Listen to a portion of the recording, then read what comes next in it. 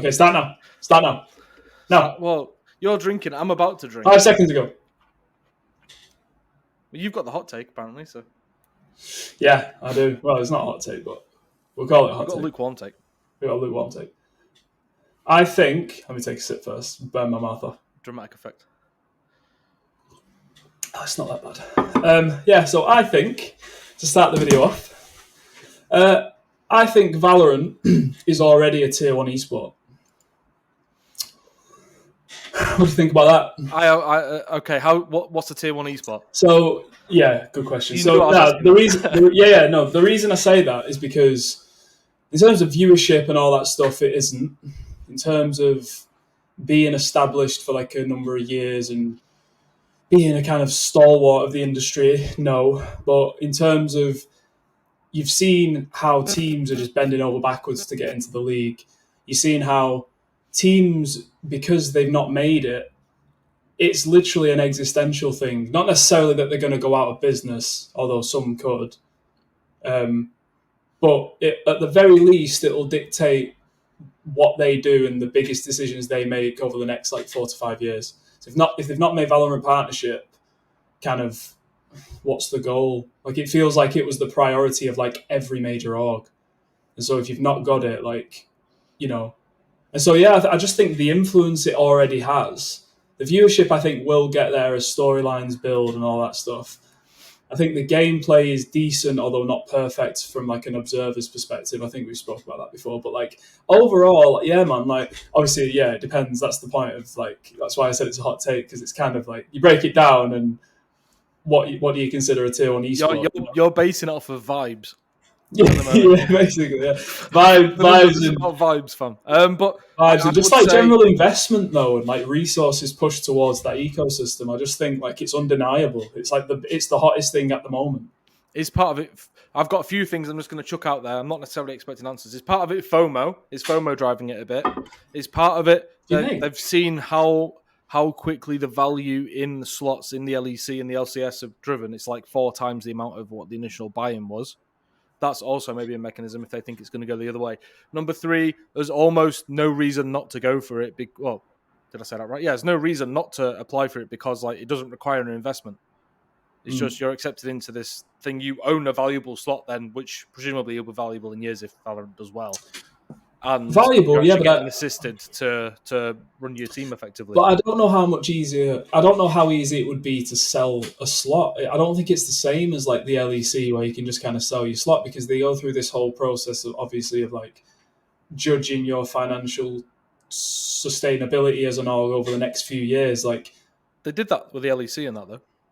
Yeah, but there was a buy-in and stuff. So I don't know. I feel like, I mean, I don't know for sure. I'm not an insider on the thing, but like, it feels like it probably makes more sense to package and sell a slot in the LEC than it would in Valorant, because I don't know, it just feels. I agree, because that's like you got skin in the game, like you're literally buying into it. Whereas this is you're selected to be a part of it. I don't know, like, like can you just sell? Is it going to be a thing where they stay on top of it and make people almost like reapply if they're maybe not pulling their weight and they want the yeah. I know they're going to grow it as the years goes on. So say like, I don't know, say if it goes to 12, are they going to make sure in 2024 they have the 14 most active content savvy teams and get rid of some of the ones that have maybe not been pulling the weight that were selected initially? Yeah, we don't know the mechanics of how that works, but I would imagine there's got to be some sort of thing at play there. Yeah, and another reason, just to use like a specific example, why I say that it's probably like a tier 1 thing at the minute. So I have it on like really good authority that Guild didn't make Valorant because of their kind of financial instability, let's say, like the insecure nature of their over the next like 3 to 4 years, obviously paying Beckham and stuff. So anyway, the not making Valorant Partnership is probably pretty much guaranteed the reason why they've just renegotiated the Beckham thing, because it's like, you know, we need to renegotiate now, otherwise like where are we going to be in 2 to 3 years? Yeah, it'd probably have happened either way with the Valorant thing, because I mean, I don't know if the VCT is going to be a profitable endeavor for a lot of these orgs, because again, like, competition is not inherently profitable. It's what you do around it, and at the moment they're just reliant on on sponsors, like genuinely only sponsors, because like if you look at their content, we get more views on our videos now than Guild do. By the way, now they've stopped view botting stuff. Now they've stopped paying for like bots to watch, like 100% genuinely. Yeah. We are genuinely more popping than Guild esports. Like their merch, I'm telling you now, not many people buy it. Like let's be real. Like some of the stuff looks okay, like especially earlier on when they were using the OG logo and stuff, like the basics. That was cool, but like it's not moving like hotcakes. So like, no. I think even if they didn't, whether they got into the Valorant partner program or not, like some shit had to change because from what I can see, effectively they raised like 20 mil when they IPO'd, and then they've not raised since, and like it's been 2 years now, and they've been losing 5 to 10 million each year effectively. You're going to run out of push at some point, so you're either going to have to raise again. It's hard to do that at the moment. Guild's a shit show, mate. It's actually a shit show. But it's a Well, that's for another video. The Guild dive, that's for another video. Although I should just say, I say it's a shit show. They've just announced like the biggest sponsorship deal in their history with Sky. So it's pretty cool. Props to the partnership team. That's really good. Congrats to Beckham there. Because if you look at any non-esports publication headline about the deal, it's David Beckham's Guild Esports raises or David Beckham. I did that with. I mean, it was a couple of years ago or a year ago or something, but I did that at ESI. Like, because I ended up covering Guild quite a lot when I was at ESI, and literally just a picture of Beckham every single one. But I think going into I think player base and the amount of recurring players they have on like a monthly basis goes into what tier 1 is, in my opinion. I think that's an important metric because Call of Duty has like the most players of like almost any game, but that doesn't convert to esports viewership and support at all. And I think like that's an indictment on the competitive scene there, perhaps how it's ran by the people that govern it, which is the people that are trying to make money off of it. So like I think that goes into it. Obviously viewership plays a part, and the amount of teams and orgs that want to invest in it is part of it. The amount of money floating about in the scene is probably part of it. So ecosystem wise, it's definitely up there among the best. Like Dota 2's held afloat by the international every year. If you take that out, then that doesn't really deserve to be in the conversation of like most engaging or the most popular competitive games. You've got like League, CS, and then basically probably will be Valorant at this point. I think Fortnite's dropped off. It hasn't had a World Cup since, and so I think as an argument to say it's definitely a top 5 title in terms of popularity right now. If that makes it tier 1, it depends on your criteria. But I'm inclined to agree that it seems seemingly on the rise. And they definitely whatever we think about that, they seem to be doing it. They seem to be setting up this league and this esports ecosystem more effectively than they did with like League of Legends, and definitely more than Activision Blizzard have with Overwatch and COD. It seems good. So should we get into that a little bit? So there's no buy-in, is there? It's basically, it was like an arduous process of an application for teams. There are 3 major leagues in terms of like top level. There's APAC, Americas, and Europe, Middle East, Africa. And they just seem to be. So there's an annual stipend of $600,000 for each team, I think, per year. I'm pretty sure it's an annual stipend. They need it monthly, mate, the amount these orgs are spending. Yeah, I know. Any swipe I can have. Nice. And then I think teams are also eligible for, or they can become eligible for an additional $400,000 a year, if they fulfill certain deliverables set by Riot. Don't know what they are, to be honest with you. I couldn't find anything on that. I don't know if that's public yet or not. It'll definitely be X amount of views and social impressions and stuff, because how they pick the teams, you can tell somewhat that was part of the criteria. I know they've like published a rough criteria where it was like 3 things where probably like business structure and funding and I guess financial sustainability is one of them, right? I think also willingness to invest in the ecosystem is another one. And then I can't remember what the third is, but you can tell with additions and selections like Koi, for example, and K-Corp and stuff, you're definitely going for like the national hype factory kind of orgs. Even leaving out like an Optic Gaming, which is a somewhat controversial decision, I guess. It's crazy, that, isn't it? Some Yeah, people suggest it's because Riot have got a thing against Optic because of what happened with Infinite and the LCS. Like, they were in and out very quickly. But you've got to think now you should be judging Optic based on Envy's past somewhat.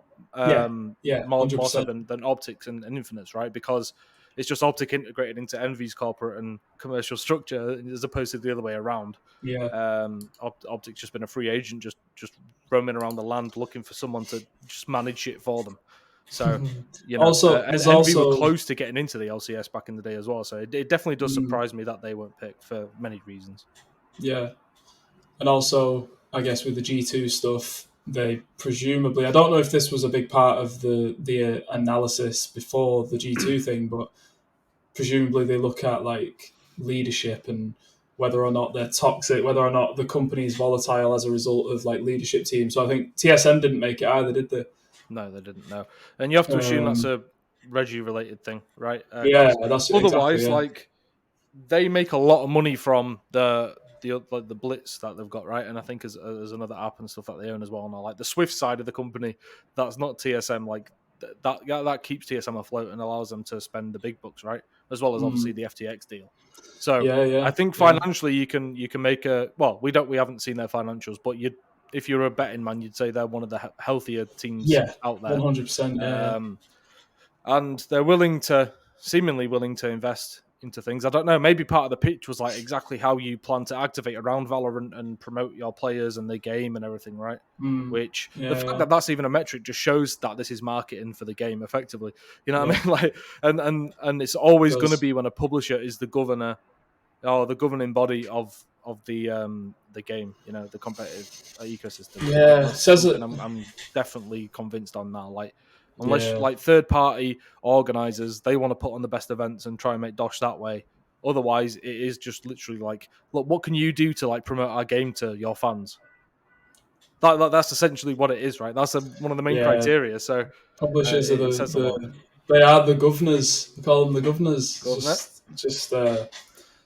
I said, the whole process just goes to show, they make this game and they implement this system, which, granted, it's like a better system than we've seen in other esports. But like I said, you if you think Valorant is a massive part of Western esports over the next 5 to 10 years, it's completely up to Riot whether or not you get to participate, which then dictates a lot of what you do with your org going forward. So like the power of the publisher it's pretty crazy, man. And they obviously take an amazing amount of money from all sorts of stuff, like obviously publisher fees and in-game like skin sales and things like that, which I think, so I wanted to talk about this actually. So that would be one of the ways that they could make esports teams more like profitable and just more sustainable generally, is if they shared some of that.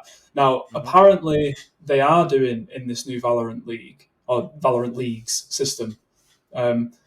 So there's a decent example there. So there's an Upcomer article that basically said that they made Upcomer, that's just been acquired, haven't they?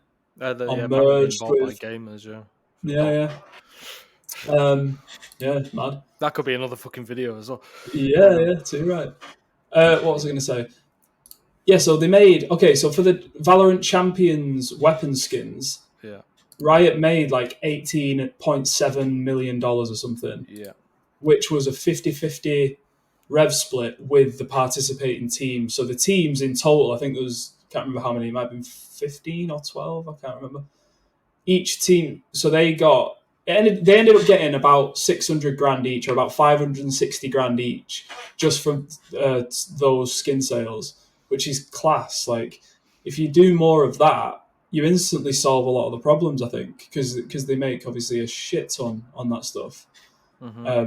Now imagine if they're in there for the whole competitive season, where you could go in and buy I was going to say Optic just as an example, but an energy gun skin or something, or charm or whatever, and then when it comes to a big tournament, say if it's just you want to do the big like world championship at the end, like you do a sticker type thing or like a commemorative thing based just on that, where you can buy it could be done on placements or whatever, like a gold skin for the first team, a silver skin, whatever, I don't know, but like do things around the tournaments as well. Like there are so many ways that can they can get a lot more money for the teams and support them. 100%. Yeah. So many ways. Like we're not even scratching the surface on things. It'd be really. massive. Like, the RLCS has been doing team skins for a while now. That's cool.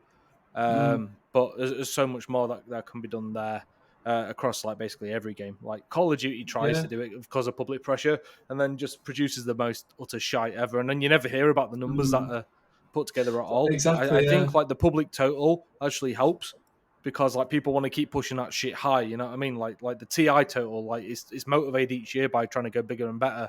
Obviously, it depends on the items they get for their money in return. But as long as you make sure you're not producing utter shite, then they're going to keep running up that number. So I think that's probably a downfall of like the existing ones that are doing it at the moment. Yeah, definitely. I think I agree. In-game items, like it's the least you can fucking do. It feels. That's what I mean. I feel like they earn enough money.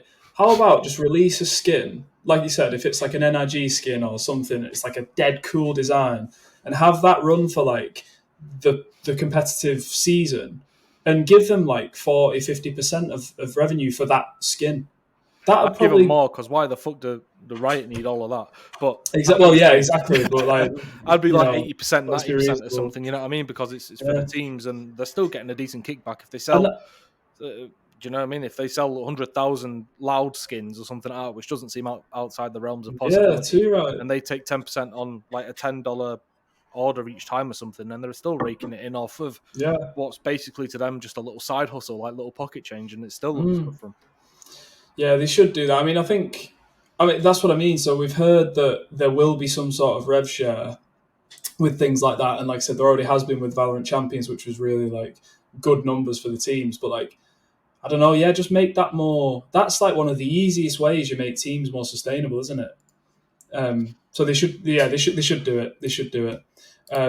There's also a stipend for travel and stuff, I think. So like, basically, Riot will cover team travel and accommodation, presumably. Which is basically default by now for a lot of tournament organisers and stuff. Thankfully. So I think overall, man, I tell me what you think. I like it overall. Though I will say, I interviewed Devin Nash for a piece that's coming out soon for Deserto, your old stomping ground. And he basically he was saying, it seems good, but the publisher still, like Riot still has a bit of a stranglehold over, especially like grassroots competition and anything that's below that like challenger level ish. They're not very. I don't know. They don't facilitate a very healthy scene, so that you don't get like free promotion at universities, or they make it difficult to do so. And like the whole Play VS thing. I mean, we don't have to get into that, but so I don't know. I think the publisher still has an unbelievable amount of control, which is like mad, but I don't know how you really overcome that in esports. It feels like it's just a pretty fundamental problem. That's something we tackle another day. We have to like put our heads down and think about potential solutions for that. Like it's just a necessary evil at this point. But I agree, man. And obviously the salary problem where they're getting paid probably fucking 10 times what they're actually bringing back to the orgs. That's across basically most games at this point. To be fair, they get paid an outrageous amount more than what they could ever hope to bring back to an organization. And you were saying earlier there are probably going to be those bidding wars again, aren't there? Because it's such a prestigious thing for a team to be part of one of these top leagues. You're going to have them like out trying to outbid, and then the price just goes crazy for these players that are like really good. Like look at like Ye, who's obviously left Optic, considered the best player in the world. Like George's Geddes has reported that he's going to Cloud9, but like that's Cloud9 money. Imagine you've probably got Sentinels, Energy, like 100 Thieves, Evil Geniuses, all vying for him. Even probably European organizations as well. Like that drives up his value so much because he's like. If there's one person you want to build a team around, seemingly it's him because he's the MVP right now, isn't he? He's like, I guess, a LeBron or something. I'm not a basketball guy, but he's a I don't know, a 2011 Ronaldo or something like that. Like you want like the best player, like it's the best start. So his like, and that's gonna happen across the board realistically, but obviously at a lower level versus him, he's an anomaly in that sense. and they're already getting paid stupid amounts. Like I was saying to you, I was speaking to somebody who works at an organization that was going for the Valorant stuff, and they were saying it's multiplying in terms of values for salaries and stuff. It's multiplying like 2 to 4 times, probably maybe even a bit more in some cases, based on this from the partner teams, because they've got a bit of help affording people now, at least salary wise, not buyouts per se, but it's a big investment. The thing is, they're saving a lot of money that they would be spending on like franchise payments if they would have gone that route. So, for example, like if you want to buy into the COD League, say it was 25 mil, you pay that over 10 years. That's 2.5 mil you're paying a year. You're saving on that with a quote unquote permanent, I think, or at least semi-permanent slot or long-standing partnership in this league. Like you free up a lot of dosh, but if you still want to place that level of investment in it, you I don't know. It seems like where your money is going instead of it just going into Activision Blizzard's pockets or something. Even though of course they haven't been collecting that money for quite a while now, because I don't think they can justify it, because there's no fucking value there. I think they started letting people off because of COVID, and then they've just not started getting the money back. But one thing I wanted to mention about, I guess, just the whole rollout of the renovated and renewed like Valorant Tour overall is the attention they've seemingly paid to like the grassroots, amateur and semi-pro levels, at least, where there's a clear route for progression to get into these like major international leagues and compete against the people who have all of the money and the permanent slots and the reputations. You can be a relatively unknown team, I suppose, and if you put together a decent roster, you have the ability to work your way up like path to pro almost, and make a case for yourself that you deserve to be like in that league permanently. So whether that's someone buying you out or being part of a team that gets in next year on a permanent basis, I like that. We don't have to go into it at all in terms of the formats for everything. People can go look that up, but like I just think it's something that's worth pointing out. They've got the nationals. Definitely. I think it's probably like, what is it, like 16 national leagues or something like that. I think there's shit tons of them. I'm not sure. 21 challenger leagues, 4 in America, 7 in EMEA, and 10 in APAC. Oh wow! So like it's broken in Americas as North America, Brazil, Latin North, Latin South, for example, as Northern Europe, Southern Europe, France, Germany, Austria, Switzerland, Turkey, Eastern Europe. Like they've seemingly established a lot there to kind of support That's really good. the path up to the main leagues, I suppose. It's not no longer an afterthought, which is nice.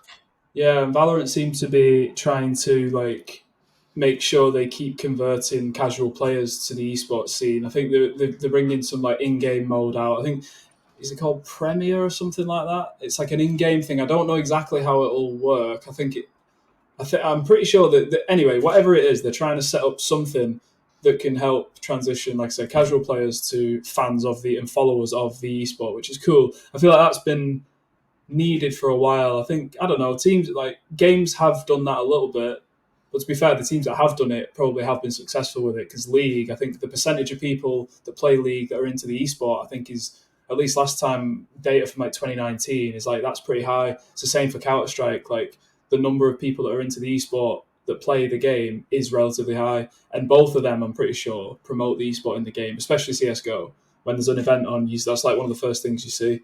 Yeah. And So, you see like the COD, like the esports community, and I guess like just casual competitive in a sense, like Call of Duty communities, they beg for ranked play each and every year, like, and it's always an afterthought. It's always like, yeah, we'll get it to you in January, or like it'll come in March or something, whether like halfway through the game's life cycle.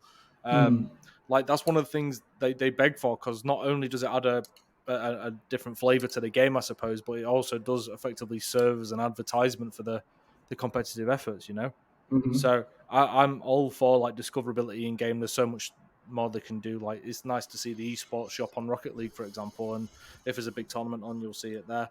I don't think it takes too much resource wise for publishers to bang it in there. So I just hope Riot Games. I'm not a big fan of the company, but that they do a good job overall with Valorant, and prove that a lot more can be done than just the pure basics in getting an esports scene, like fully supported on the casual level. Mm-hmm. Yeah, it's true. I wanted to go back to and just mention something you said. Like, obviously, there's going to be the bidding wars, at least in the near future, and for certain players. But again, I'll credit Devin Nash, who I spoke to the other day.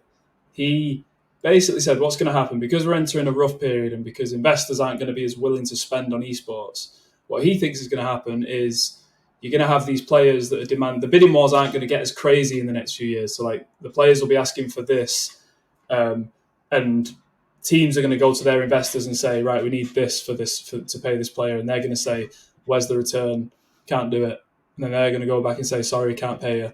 And other teams are going to have the same problem, and player salaries are going to come down. That's probably what's going to happen, or at least in like the medium term, over the next because I suppose the teams that have made it, they'll be financially well off enough to, I guess, pay these salaries for a bit longer, especially if there's no, flat fee to get into the Valorant system, which there isn't.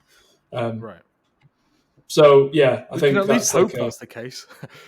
Yeah. On the team behalf, because I don't know, they spend a lot and don't get too much back, and they don't have any other option a lot of time because players are just accustomed to oh well, I need to be paid at least like 5k if I'm competing in this game now. Like I need that each month, and also I want a split of this revenue, and also I want 90% of the prize winnings that I earn that I compete for. And it's just crumbs that are going back to the organizations, So like, I hope there is a course correction there across all titles. Like, if there's a good point to like the economic downturn we're in now, it may like force esports to correct itself collectively as a whole, and get these organizations to just kind of chill out a bit and say, look, now we can't pay that, mate. Like, so you're gonna have to meet us in the middle here. Or on your jog and go. Good luck trying to find someone who's going to pay you 25k each month, and agree to these ridiculous terms where in reality you barely stream, like you don't really promote us that much. Your tweets are unprofessional.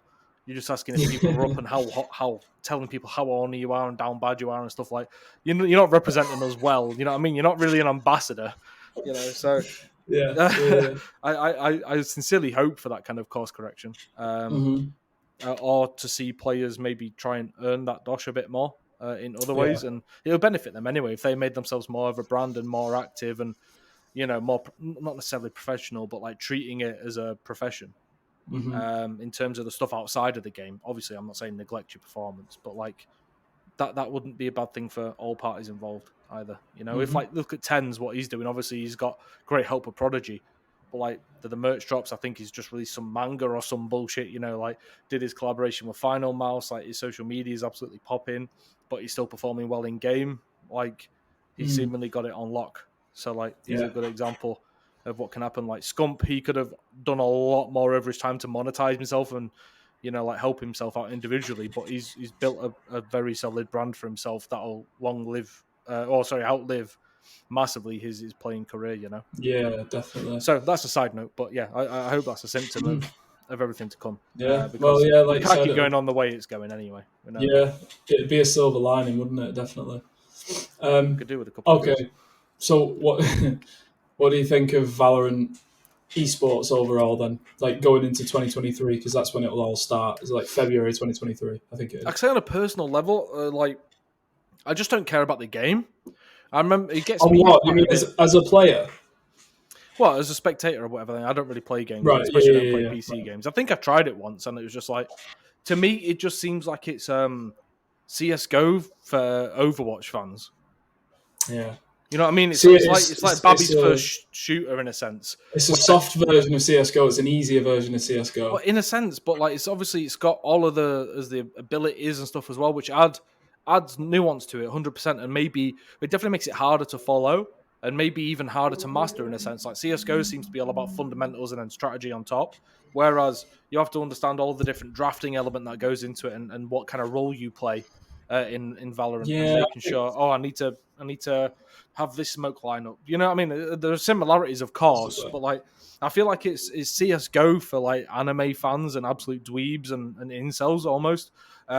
Just being honest. That's how I feel. So like just on a personal basis, I don't really care to watch it too much. I watched the Optic and Loud finals because like it was basically the World Championship. I wanted to see what was going on there. and you can kind of get into it at that level. But what I will say is, there's seemingly a lot more people that do like the style they've brought to it, like the whole anime thing, and people fall in love with characters and like creating fan art of fucking Viper's feet or whatever they do over there in Valorant and Overwatch land. You know, like as like they've mastered that whole. I don't know how to put it, but like I guess like the anime internet culture stuff, just like they have in League, where they're really invested in the characters that they're playing and the storylines and stuff around that. Which fair play, like I don't like it, but a lot of people do. So like, it's facts, I'm sure that works in their favor because that's the crossover with like the anime cartoony stuff and like esports. That feels very core to esports generally, doesn't it? Like in the West and in Asia, like that sort of aesthetic is just very appealing to a lot of esports fans. There's a lot of crossover, so they've kind of nailed that. And the fans care if like the publishers and developers behind the characters make them gay or non-binary or whatever. They really care about that stuff, whereas I care about like, are they good? You know what I mean? So like, it's just a different demographic of people. We're just fundamentally different people. I'm not looking for like if they're a top or bottom in the characters I play as. I just care about like, are they good enough to kill people? What are their abilities? You know, like it's just fundamentally different. But that adds something to it. Like you can see there's been a Netflix show when they expand the Arcane universe and keep killing it over there. But you asked about Valorant esports, so I should say that instead of talking about Netflix anime shows. So again, like game fundamentally, I don't care about observing. I still think, I don't know. There's more education that needs to be done, I think, just to make it easier for new viewers. Unless you expect new viewers to only really be players that have converted into watching it. Because it's so much harder to know exactly what's what. And you don't expect, like, in a grand final of the World Championship, they're breaking down the abilities of a character and saying, oh, well, if you press Q, then this can happen. Like, I understand that, but I think there needs to be a solution there, whether it's another stream or something like an induction stream.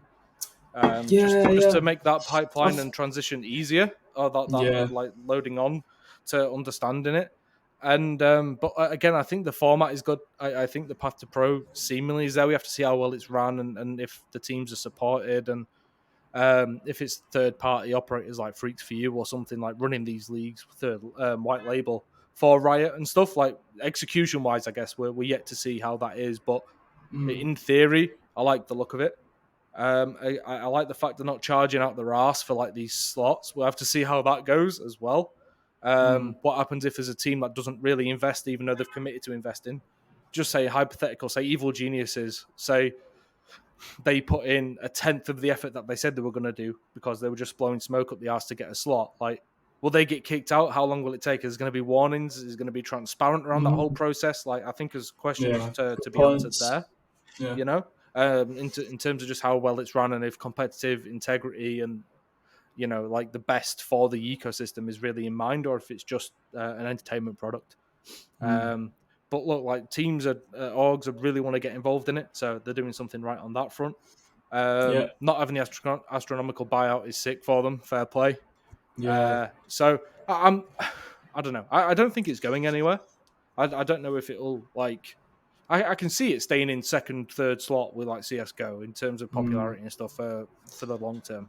I think, definitely. At least in the West, of course. But I think they've learned a lot from the franchise leagues that exist. Their own, obviously, with League of Legends, but also especially with Activision Blizzard and the shit show that is Overwatch and COD, to be fair. COD's very, very, like, it's just underwhelming, isn't it? It's got a passionate community of about 0.1% of total COD players.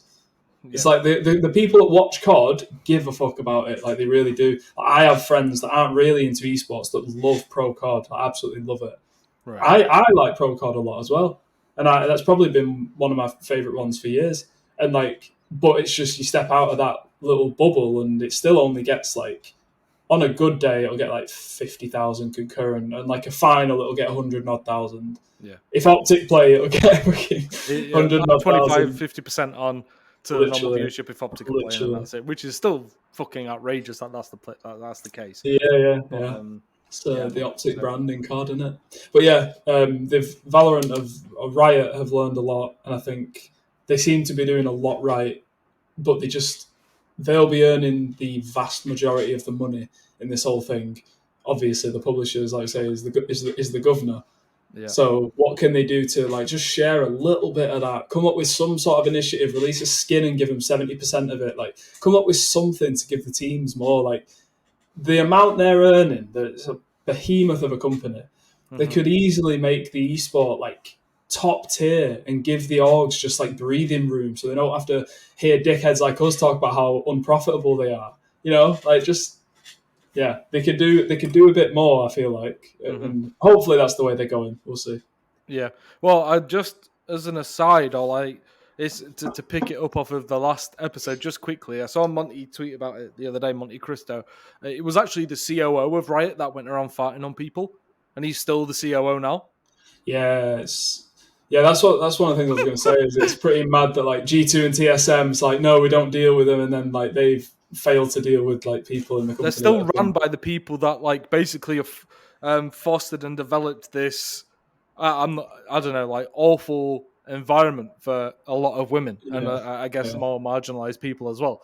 Like, but they're like, nah, fam, you need to get out of here. But I think like rumors are that Carlos, the decision against Carlos and G2 was also because of like poaching stuff. There's been accusations of that in the past, even though I think it was ruled that he didn't poach. And also like how there was a clause in G2's contract, I'm pretty sure, with perks, basically saying you can't go to Fnatic. And then G2 also worked with Cloud9 when Cloud9 were getting rid of perks to say you can't let him go to Fnatic, or like there was some agreement there as well. So I think there's some little bits and bobs where this is actually like the third strike type thing for Carlos on G2. You know, which I in a sense, part of me thinks like, yeah, you're hypocritical bastards because like you're run by people who are absolute cunts to women, where Carlos was just pictured with someone who says not very nice things about women sometimes. As that, but also it's kind of like, yeah, you need to stick up to people and ensure that you know, like the ecosystem you're building is I guess as good as it can be, and we're setting examples where necessary. Now, if only they were vocal about why certain things happened around G2, I suppose, because it's all just come out through reports, and you have to kind of believe in them, which I'm 80% happy to do when it comes from people like George. When it comes to I still think there's going to be a little bit of colour miss there because it seems like a highly nuanced situation, and it's very much like back office of Riot stuff, and back office of G2. There's only so much that's going to get through to a singular reporter, I feel. But regardless, I want to see them enforcing stuff still, but the transparency is big for me. I don't want to see a team kicked out and we're not told why because it's confidential. Like, set an example and let us know what's what. Definitely. You know what I mean? Like, I think that's really important. So I guess overall, I'm quite bullish on VALORANT esports. I don't care about it myself, but just as it is. Adam is even a little bit positive. That's good. This is good. Fine. That proves that VALORANT's doing well. But like, I would love for it to succeed versus not. I would love to write about esports teams making a profit instead of losing money. You know what I mean? Me too, man. That's so people think I get off on it, or like I even manufacture headlines. It's like, nah, fam, I would love to just be saying everyone's killing it right now. Yeah, that's one of the things I wanted to say. Like to wrap up my opinion on it is it's in the publisher's hands to make the entire industry more sustainable for teams. Like teams are not in a good place, and like they're going to have to do all sorts of stuff just to stay. It's in the publisher's hands if they want to like foster a really healthy esports scene that could go to the next level. Imagine if they how much bigger Valorant could be if they do everything they could to make it bigger and to support the teams to boot the shit teams out and like, no, we'll replace you with a better one because you're not pulling your weight kind of thing. Yeah, it's exciting, the thought of that. So I don't know. I'd like, it's in the publisher's hands, and I would like them to just do everything they could to get it to that, because you don't know how big it could be. Like, it could be fucking huge. Yeah. You know? Well, some people will say it's not the responsibility of the publishers, but I'm like, well, if they want to control their entire scene and be God effectively for this, then it's in their best interest to help out these orgs to make sure it's doable for them to be as competitive as possible and create the best content as possible around it all, and to really promote your fucking game. You know, like, it is. Because that's effectively what they're doing, right? It's 100% in their best interest to do so. And again, if they want to make the whole ecosystem of Valorant esports their responsibility, then the teams that are competing in their leagues that have been selected by them definitely falls within their kind of responsibility. I feel at least. For sure, I agree. So fuck I off agree. if you don't agree. So piss You off if you bastards. don't agree with Cyberathletics legends. The best GB podcast. news of esports. The GB news of esports, the best podcast around. I think we actually come with the fire every week. Part of me think if I researched about 50% more, I'd be sick. But but you're the only one that does research. I need to start pulling my weight. I mean, I barely do, mate. I like 10 minutes before we record. I'm like, oh shit, I need to read, and then I seem somewhat informed, but like it's half winging it. I could be more prepared and come with straight facts, and I guess like more predetermined opinions instead of just doing it on the fly, which is something I will work on, everyone, but only if you subscribe. So only if you subscribe and grind against the like button. Yeah. Right, yo, I think that's us done. I think that's good. Another episode. Peace. See you on the next one.